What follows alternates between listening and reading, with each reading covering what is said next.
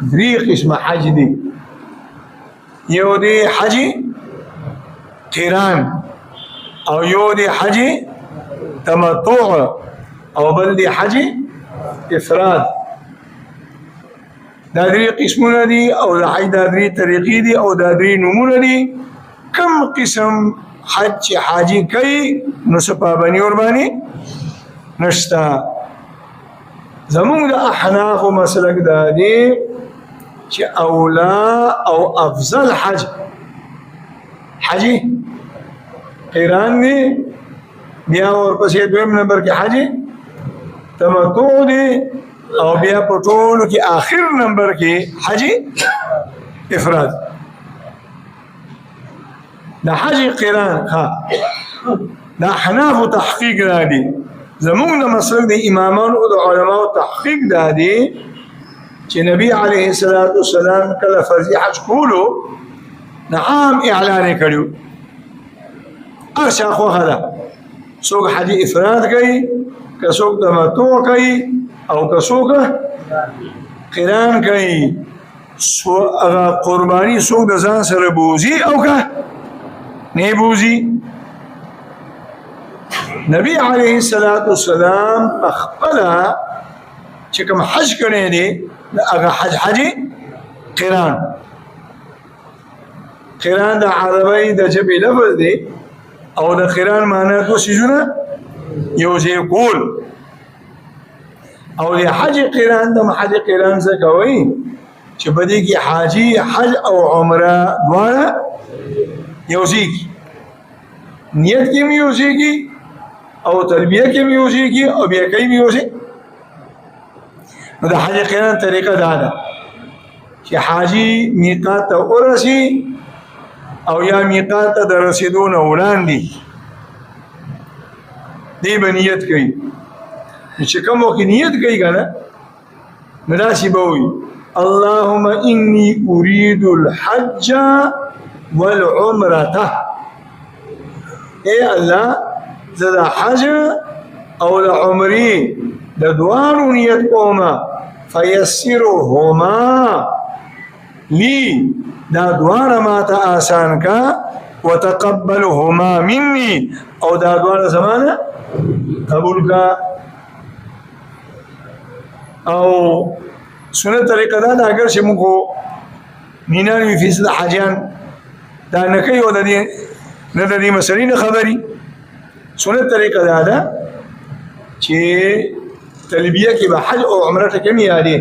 چې تلبیه وایي داسې به وایي لبیک بحجة، او یا به وایي لبیک بعمرة. یا الله زه حاضر یم د حج سره، او زه حاضر یم د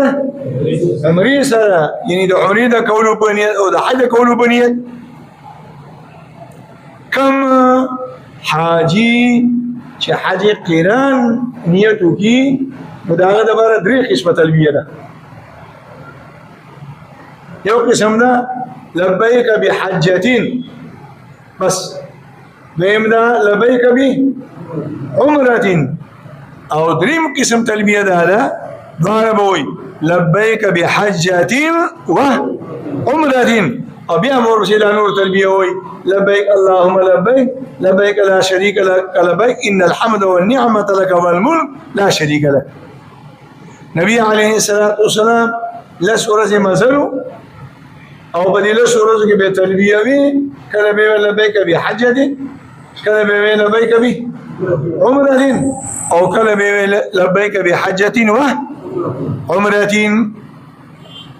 او بیا چې کله حاجی حج قران نیت کړي او د مکی مکرمه ښار ته راورسي، نو د رارسېدو سره به اول دی عمره وکړي. عمره څه شی دی؟ اول طواف، او بیا ورپسې د صفا او د مروه ترمنځ سعی. بس نیت خو مخکې نه شوی دی. اول طواف او بیا ورپسې سعی. چې سعی وکړله بیا به راشي او یو طواف به وکړي، او دا اغا طواف نمني طواف قدوم او دا سنت مؤکد دی او دا طواف قدوم په حج تمتع کې نشته دی دا په حج افراد کې وي او یا په حج قران کې دا حج قران کوونکی مسلمان به اول لا شو عمره به وکي طواف او سعی به وکي سر مر به نه خوري بیا به ورپسې طواف قدوم وکي د طواف قدوم نه پس به احرام صادرې امده ساتي د احرام د پابندیانو خیال به ساتي هفتې لس ورځې شل ورځې بیا چې کله د حج ورځې راشي نو مینا ته به لاړ شي بیا به مزدلفې ته لاړ شي بیا به عرفات ته لاړ شي نور حاجیان به د حج احرامونه تړي نیتونه به کوي او دی به دوباره بیا نیت نه کوي نیت مخکې نه کړی دا کوم صادرې چې تړلي دي دا خیرنېږي خولیږي نو بدولی شي مخ به نه پټوي سر به نه پټوي جرابې به نه اچوي دستانې به نه اچوي بوټان به نه اچوي نوکونه به نه کټ کوي ویښته به نه خري حجامت به نه کوي خوشبو به نه لګوي کوروالې به نه کوي د کوروالې خبرې به نه کوي دا د احرام پابندیان دي بیا چې د عرفات په ورځ باندې د اختر په ورځ باندې رومنې شیطانې وایستلو او راغه قرباني وکړله او بیا په قرباني پسې طواف زیارت وکړلو او بیا په طواف زیارت پسې صفا مروه وکړله او سر یې وخریلو نو په دغه سر خریلو سره دی په یو وخت کې د دوه احرامونو ووتلو یو احرام د عمرې و او الاحرام د حج نو په حج قران کې څو طوافونه شو درې دا دوه طوافونه پکې فرض یو د شه د عمرې او بل د حج او سعی پکې څو شوي دوه او دا دواړه واجبي خو یو سعی د عمرې شو بله سعی د حج شوه او دریم طواف کې کوم شو طواف قدوم او دا سنت مؤکد او سلورم طواف بیا واجب طواف دی چې هغې ته طواف رخصت وي هغه په هر یو حاجي باندې دي حج قران وي او که حج افرادي وي او که حج تمتع وي هغه به په هغه ورځ باندې کې چې په کوم ورځ باندې حاجي د خپل وطن نه واپس راځي